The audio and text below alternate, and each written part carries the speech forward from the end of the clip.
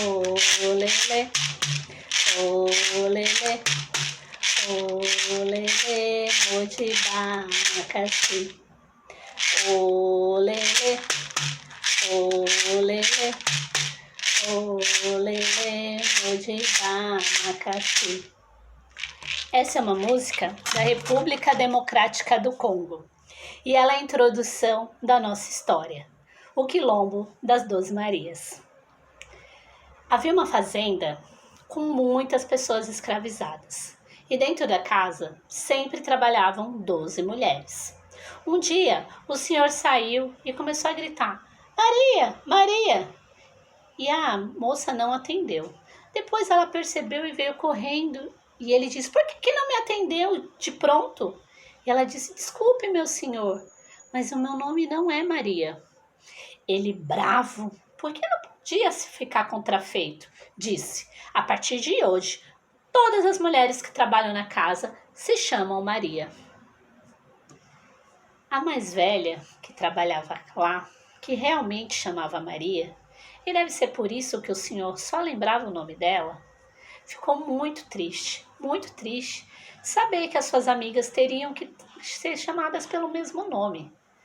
Por que não podia ser de cada um poder ter o direito de fazer o que queria, de dar um nome para os filhos, de poder ser chamado como queria ser chamado? E as suas amigas foram lá dizer: não liga, isso é bobagem, é um capricho. Hoje ele vai fazer isso, amanhã é outra coisa, logo ele esquece. Nós estamos muito felizes de chamarmos Maria, a senhora que é a curandeira desse local, que limpa nossas feridas e os nossos machucados, que cuida das nossas crianças, que conta-lhes histórias de um tempo tão distante onde todos eram livres.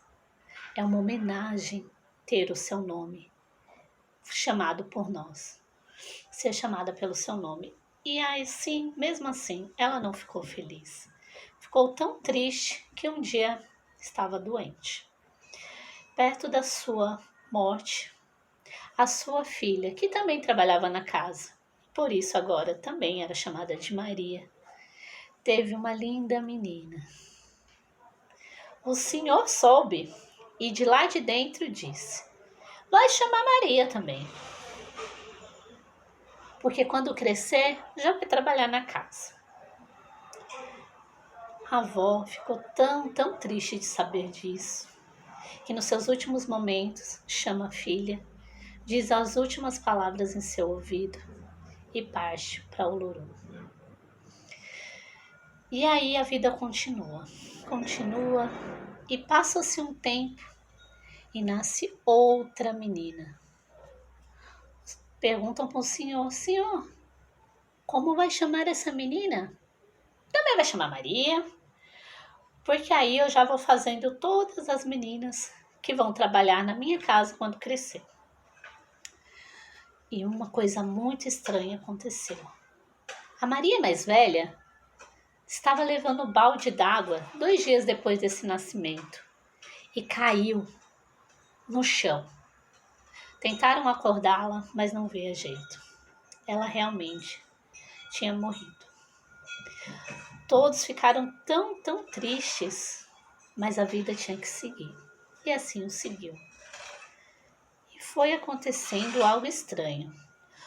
Toda vez que o senhor colocava o nome da menina de Maria, a mais velha da casa falecia. Ele se achava muito esperto, pensou: esses negros estão tentando me enganar, mas eu vou enganá-los. Eu vou descobrir o que está acontecendo, porque já havia toda uma conversa de que aquilo era um tipo de maldição ou de magia. Então, ele esperou o próximo nascimento. Quando soube que era uma menina, deu o nome de Maria. Pegou a Maria mais velha, colocou dentro da sua casa, num salão grande de jantar, e a deixou lá 2 dias, em pé. Deixou lá pelo meio do primeiro dia que alguém desse um pouco de água e desse algo que comer para ela. Mas ela ficou lá. Ele trabalhando, resolvendo as coisas, mas ali, observando o que acontecia.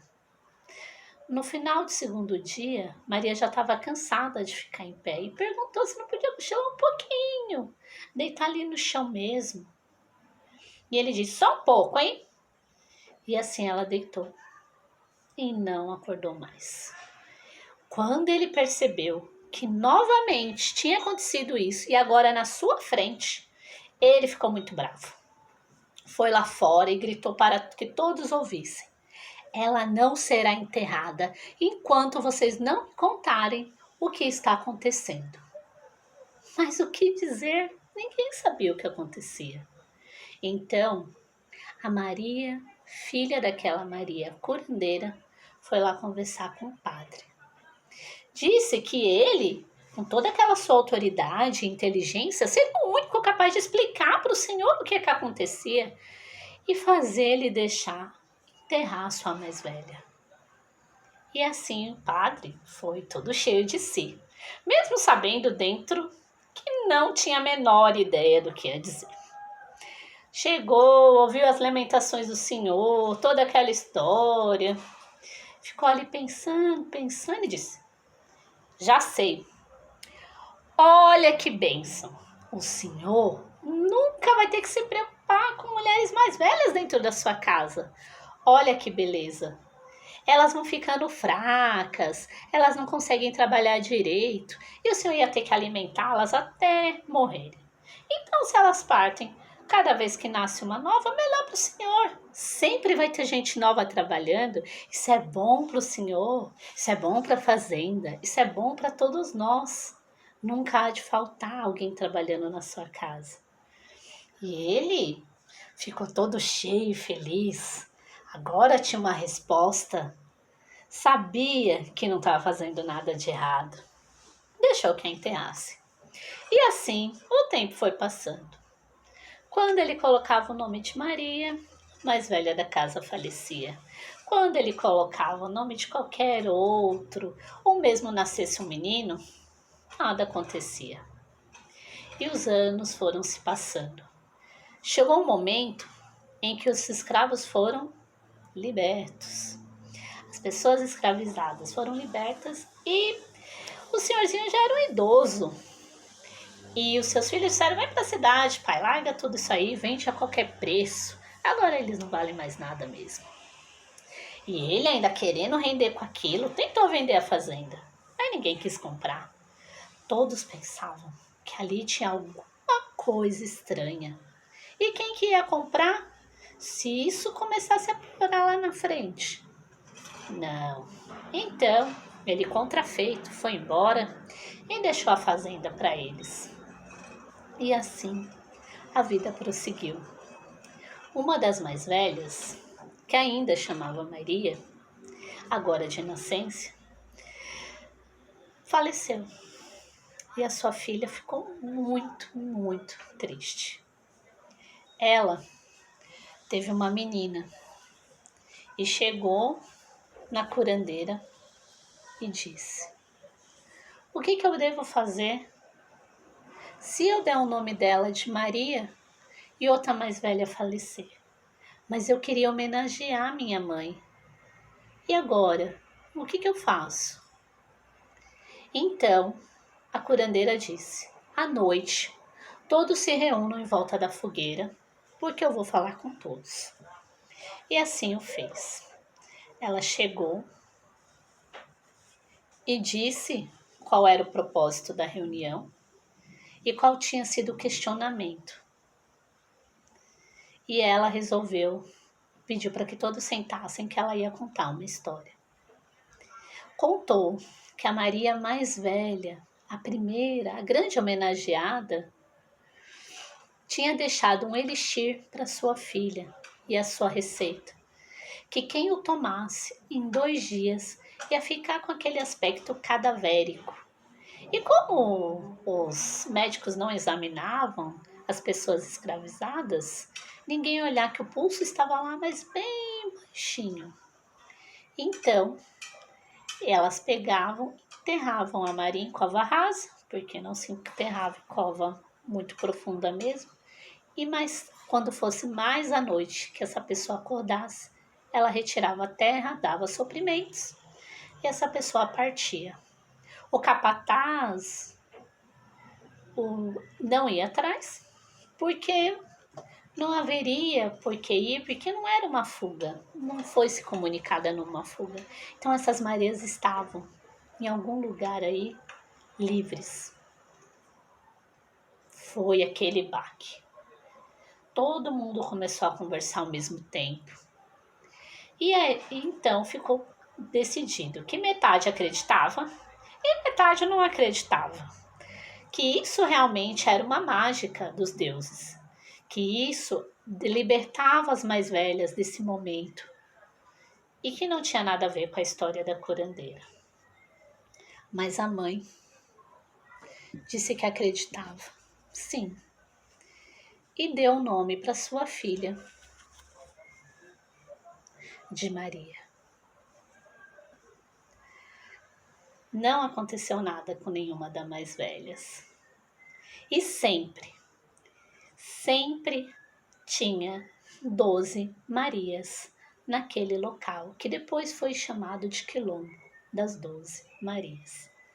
Sempre alguém homenageava uma mais velha que partia e dava o nome de Maria. E essa história é para nos lembrar que os mais velhos são muito importantes, sim. Eles que vêm aqui nos ensinam um caminho mais fácil, porque eles já percorreram da forma mais difícil. Que nos contam histórias, que nos ensinam comidas, nos ensinam músicas, conversam conosco, nos abraçam nos momentos de tristeza. Essas pessoas não são descartáveis. Em África, elas são muito cultuadas e respeitadas, como aqui deve ser também. Então, diga ao seu mais velho, quando estiver perto dele, que o ama, que sente feliz dele estar ali, e passe os seus ensinamentos para frente. Às vezes a gente vai homenagear dando nome, às vezes a gente vai homenagear contando uma história que ele ou ela contava para nós e que nos afagava o coração. Então, essa história fica para você compartilhar ou aqui em vídeo, mas da melhor forma que eu acredito é sentar e contar para alguém. Que seja o seu pequeno, sua pequena, seu amigo, sua amiga, que seja seu mais velho. Mas compartilhe. Porque a nossa vida é feita de histórias, várias delas entrelaçadas. A Nancy libertou todas elas para que a gente pudesse falar do nosso presente, que a gente pudesse contar o nosso passado e que a gente pudesse não repetir os mesmos erros no futuro. Essa é a história de hoje. Muito obrigada. Até mais.